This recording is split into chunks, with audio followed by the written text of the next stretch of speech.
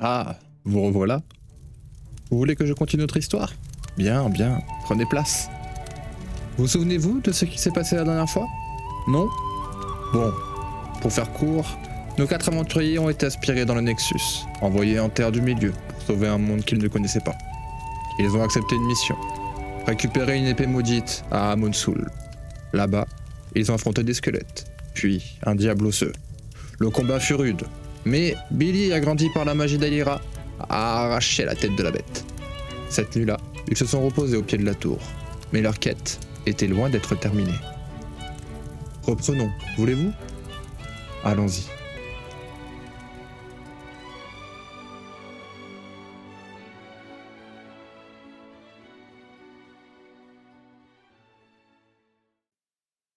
Au matin, ils prirent leur ascension.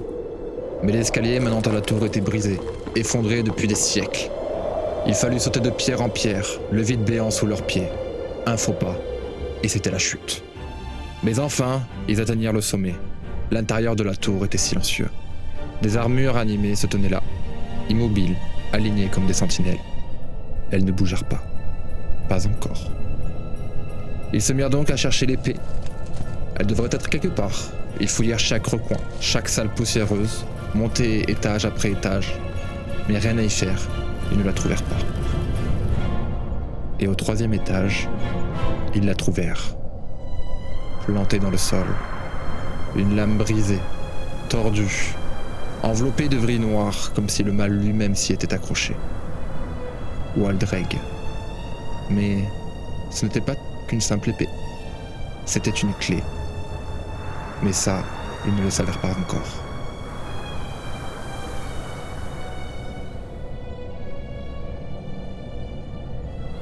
Et c'est alors que Aelira s'approche de l'épée.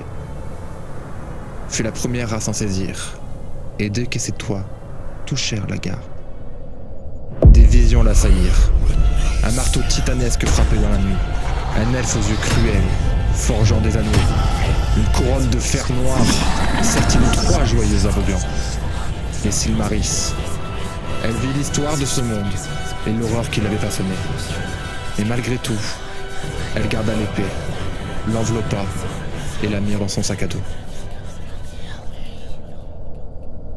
En quittant la tour, ils aperçurent une lueur en contrebas. Une grotte. Ils s'y aventurèrent et trouvèrent une guenaude. La créature ne les attaqua pas, non, elle sourit et proposa un marché, des informations contre un prix. Pedro, le paladin, s'avança. Il accepta de payer le prix. La guenaude s'approcha de lui, ses yeux jaunes brillant de malice. Elle en saisit sa main et leva ses griffes. Le temps sembla se suspendre. Aelira détournait le regard. Billy et Jaskier restèrent figés, impuissants. Et d'un coup, sa main s'abat et le sang gicla. La guenaude éclata d'un rire dément, tenant la main de Pedro comme un trophée. Mais en échange de ce prix atroce, elle révéla que l'épée était une clé, ouvrant un passage vers un sanctuaire caché, et elle leur indiqua où le trouver.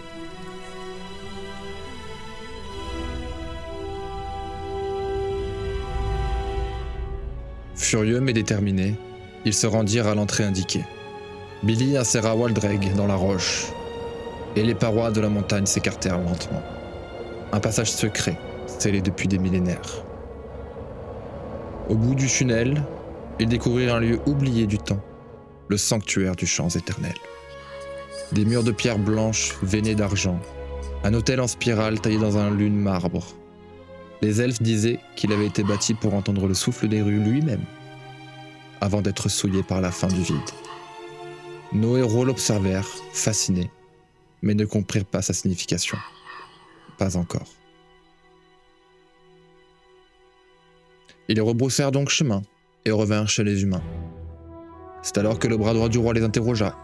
Avaient-ils trouvé l'épée? Eux ont préféré mentir. Et c'est passé. Pour l'instant, leur secret était sauf.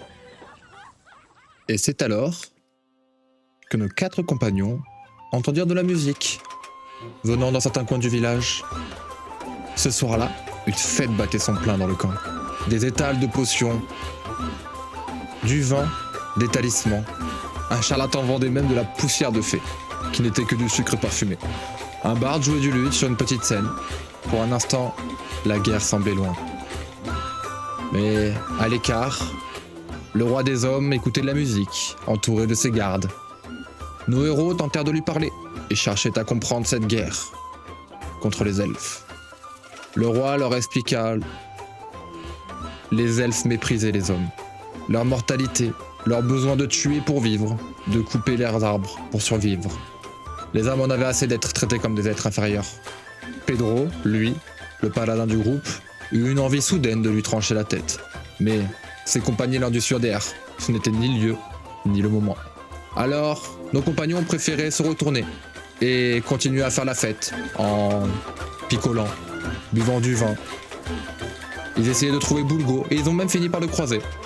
Ils ont donc fait la fête toute la nuit avec les humains.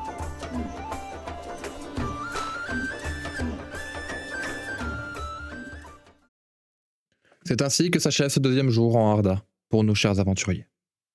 Mais nos héros savent que ce récit ne durera pas. Ils avaient une épée maudite en leur possession, un sanctuaire mystérieux gravé dans leur mémoire, et Pedro, une main en moins. Le lendemain, ils prendraient la route vers le royaume elfique, vers de nouvelles réponses et de nouveaux dangers. La suite, comme vous le savez, au prochain chapitre.